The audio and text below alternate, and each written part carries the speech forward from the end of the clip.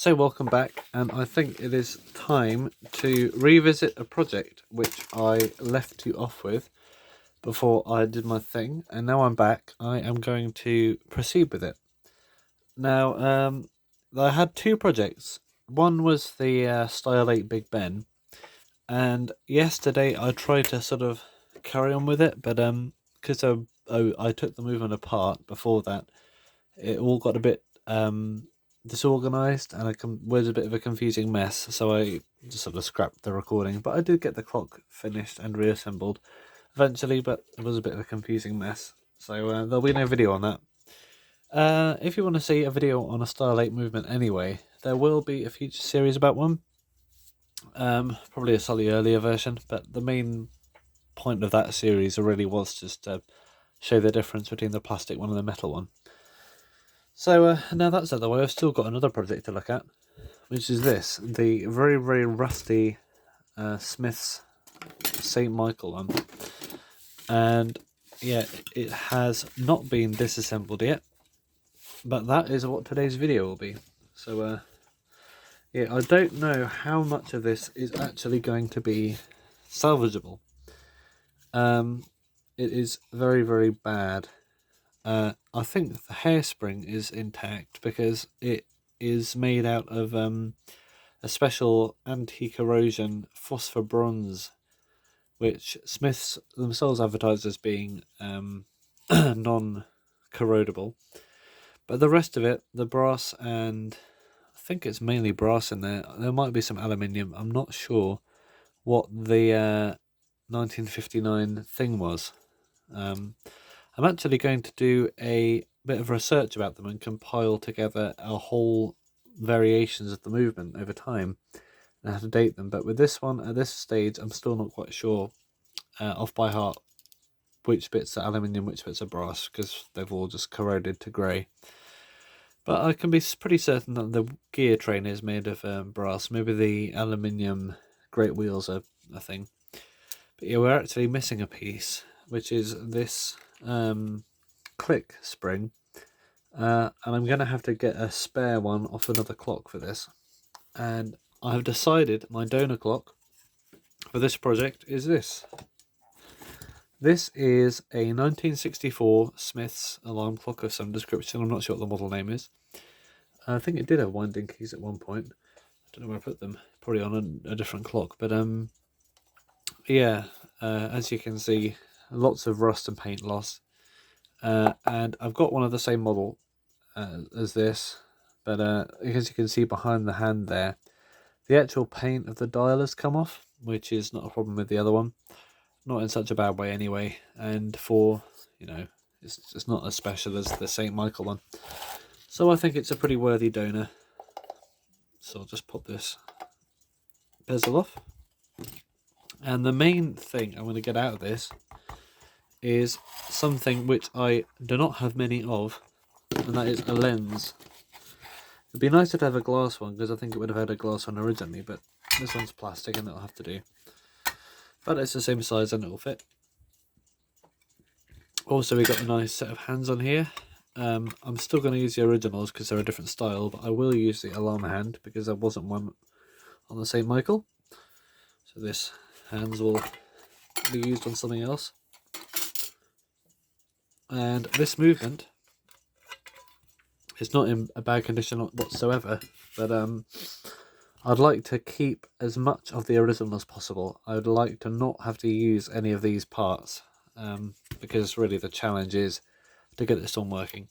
Plus it's, it's the same period, because they did change these up a bit. As you can see, the bell mounting is very different. This one actually has a bell riveted under the front plate. And it wouldn't really help my research if I were to put a clock movement from one date into the case of another date, and it would be a bit confusing. Plus, we should give this one a chance rather than just discard it the way it is. So, I think there's not much left to do before we actually get into this thing. I think maybe let the power down at the alarm. Where's the alarm? I think the knobs are all here. Yeah, this one had a full set of keys and knobs on it. So let's have a look. And this is, I believe, the letter on here. I'll make a video on this at another point, but I think the letter is like the variation of the mechanism. I think they changed it, although this one also is H, so I think the bell might not have something to do with it, but maybe the plate design, I don't know. Because it seems to go up seemingly, over periods. The earliest ones have a B, then the ones with C have a slightly different design, they have a different spring. I don't think I have any Ds, don't think I have any E's, but the Fs have their own sort of style to them. And I think these are like a generation of the movement design, but I think we've sort of got a bit of a contradiction here with these both being H and having different bell mountings, but there was a J and that was made of aluminium. So I think they are something to do with the design variation and material variation of the plates. Oh, let's probably remove the bell before doing this, which you can do on these ones, but not on the later ones, because the bell is riveted under the pillars, which is a clever design, but not if you want to do what I'm doing right now. And this is not the first bell design either. The earlier bell designs were, they had a different bracket shape.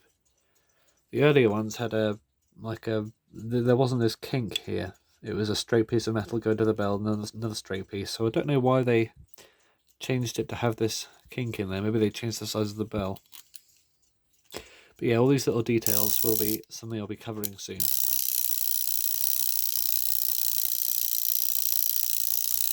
Buttons in working order.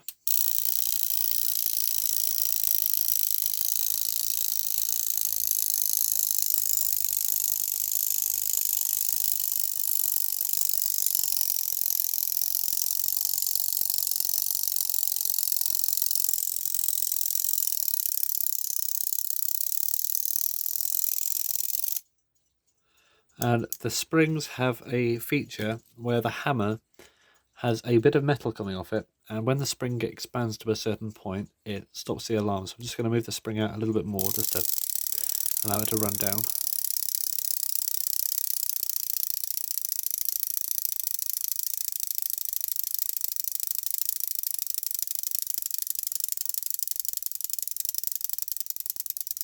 That'll be enough, I think. As there's no spring click on here, it would have run down itself, so I think we can remove the hairspring, because that is the part I usually do before letting down the power at the time, but since we don't have any time power to let down, I went straight for the alarm. But now we can take the balance wheel out by unpinning the hairspring, and it's sort of gone a bit odd. Threading the spring through the thingy. If anything out of this we can actually salvage, it'll be this hairspring, because this is in very good condition. Let's do that. And now we can untighten the cup on the bottom. Hopefully, there we go. Yeah, this is very, very corroded. Don't know how I'm going to get through that. Sandpaper maybe? I don't know. I might have a spare. If I have a spare balance wheel, then I can put that hairspring on it. So let's take this knob off.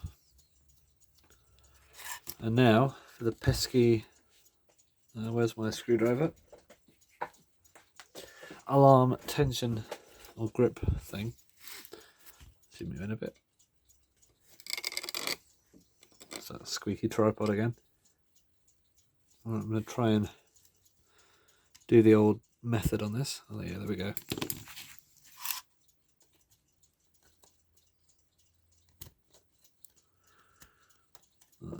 That was pretty straightforward.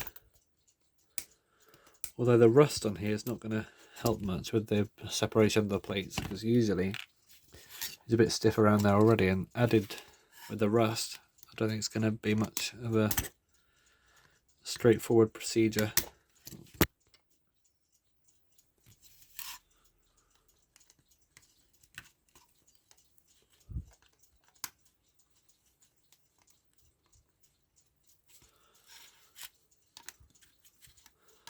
Yeah, this is definitely the most challenging smith service I've encountered so far.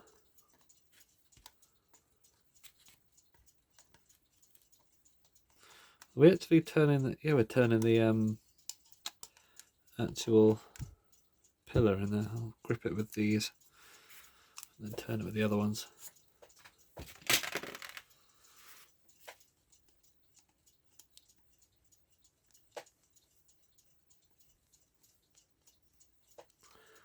There we go.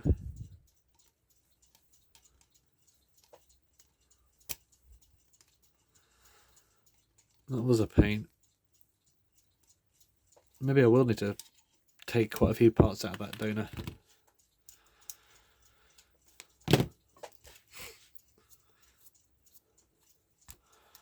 Alright, so what's the damage?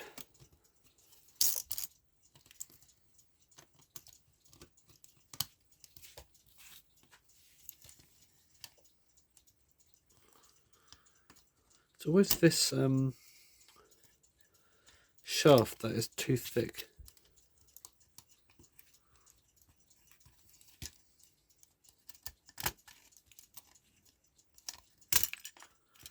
That's come out. Wouldn't usually have to use pliers on these.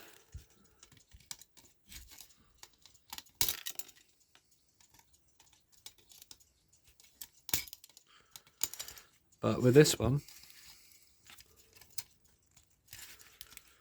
it's just so rusty.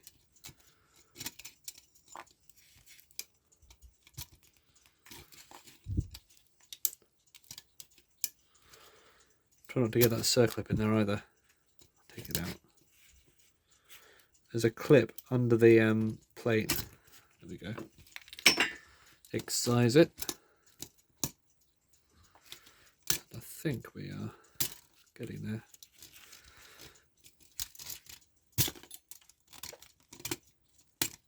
Oh yeah, we got it. Okay.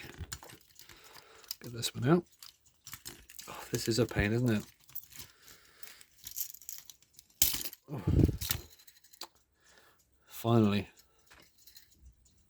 Here you can see it's definitely brass. What's this, 9259? Awful condition. Definitely got the damp shed syndrome.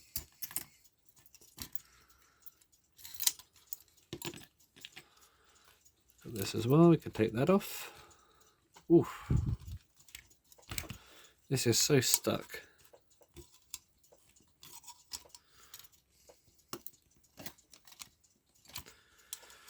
Very, very, oh there we go, corroded.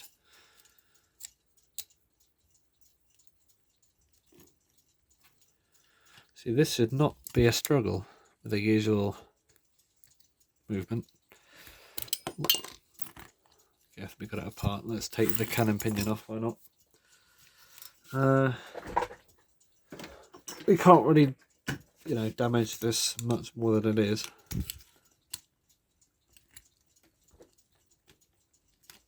Just get under there like that. You can take these off. With a thing as dirty as this, I'm going to do it, but usually you don't really need to take the cannon pinion off unless it's, it needs a clean that badly. But it's the smaller pivots that you need to worry about more. So let's take it off like that. Hammer it back on again afterwards using a jig, which I will show you.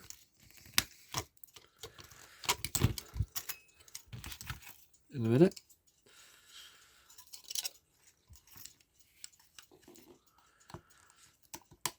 Yeah, these are never this rusted.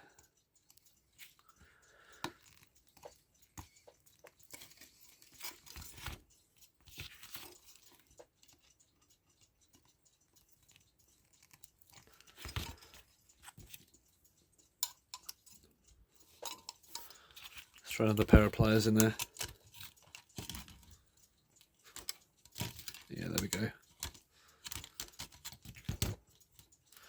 Alright, to get these back on again, I use, it helps to be work on alarm clocks, one of these hour pipes, and I slip it over like that, with that on there, do it like that, and then hammer it face down, hammer the end of that shaft because it's not going to roll over or anything, it's pretty hard steel, and then it'll just sink it into there. So put it back in there, take that off. There's a washer here, and then you're done. So yeah, that was a bit of a corrosive mess.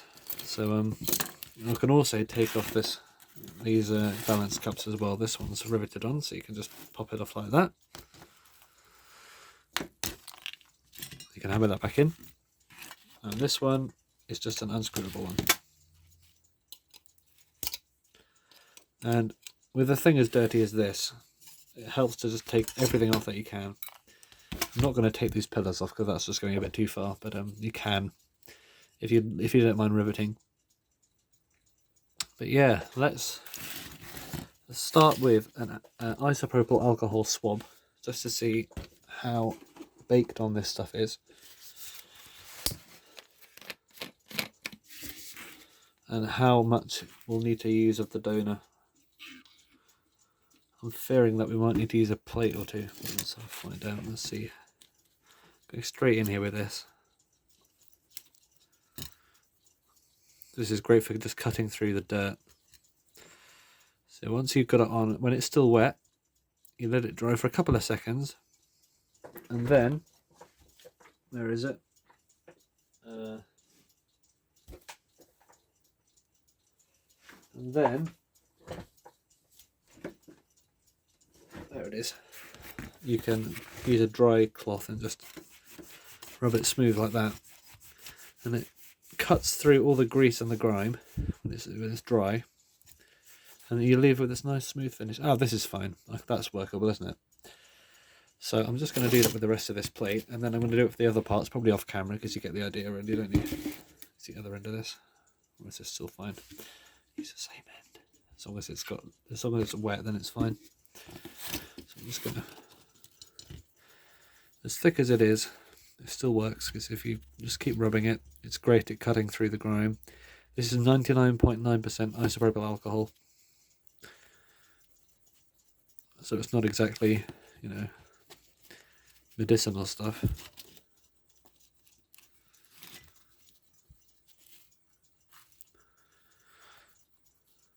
You can buy it online.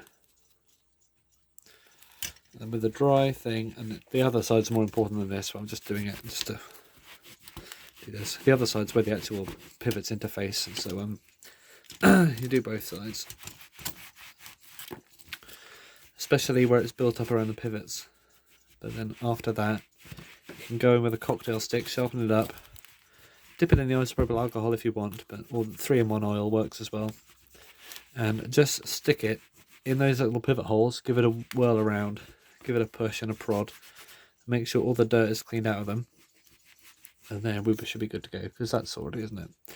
Shame about the colouring, discoloration, but it's nice and smooth, no grease on there anymore. Might need a second go over, but compared to that side, I think this might be salvageable.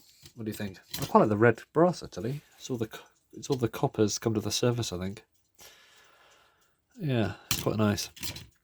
Okay, probably weaker though, weaker material. But I'll leave this now. This was a disassembly and cleaning prep video. Join me next time for either a video on this or something else, but the next couple of videos will definitely contain a reassembly of this and a evaluation of which parts are actually salvageable or not. So thank you for watching, and I hope you enjoy the videos on this channel.